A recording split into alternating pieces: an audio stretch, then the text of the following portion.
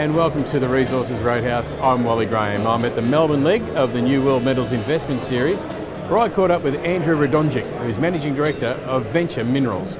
Andrew, welcome back to the Roadhouse. Always good to see you. Likewise, Wally. All right, mate. There a big announcement yesterday that you put out from your Mt Lindsay tin project about some REE assays. That sounds a little bit interesting. Can you fill us in what's going on there? Yes, look, we were drilling along strike to Renison on our project, and we came across these unusual minerals that a geologist sort of got the handheld XRF machine and zapped it, and we got rare earths in it. So we thought, well, that's pretty interesting.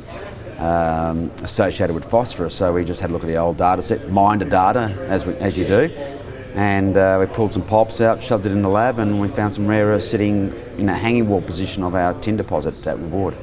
All right, so just run by me there. So you've gone to the old drill data.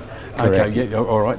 As you can tell, it takes a while for the information to sink into me. So you've gone to the old drill data and re-assayed.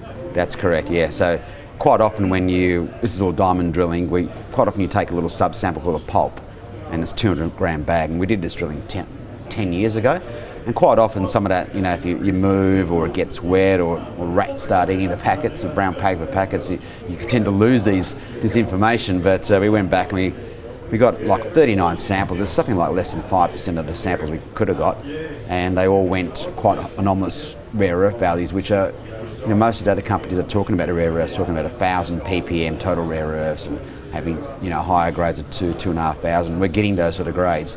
But the interesting part about it is that the tin's sitting here, and we're talking about the clay zone around it. So it's like you've been mining it anyway in an open pit, for example, and it's just adding value to our tin project because there's so little bits of data anywhere. In the middle of nowhere, it's kind of open in all directions, and that's probably the exciting opportunity. And look, we only had one rig down there at the moment. We're trying to get a second rig on that. Look, it's a challenge everywhere in Australia, but that rig's going to be just switched on to give us some more information about what that rare earth is doing. So the potential's pretty much untapped. We'll go back, try and find some more of those samples, maybe do some re-assaying. But when you drill, clay deteriorates over time, and then it gets exposed to the weather. So re-drilling is probably the most expensive, but probably the most cleanest solution. All right, so you're just sort of saying that you would have been mining this anyway, but without sort of any knowledge of what was there. Yeah, so it would have gone to waste. So now you're basically, let's say you're going through a tailings dump to to find something that was there already. Well, it has been mined for us, quite like that, but it's next best, and it's a great result. Your body there is 500,000 tonnes at 0.9% tin, which is a good grade for an open pit.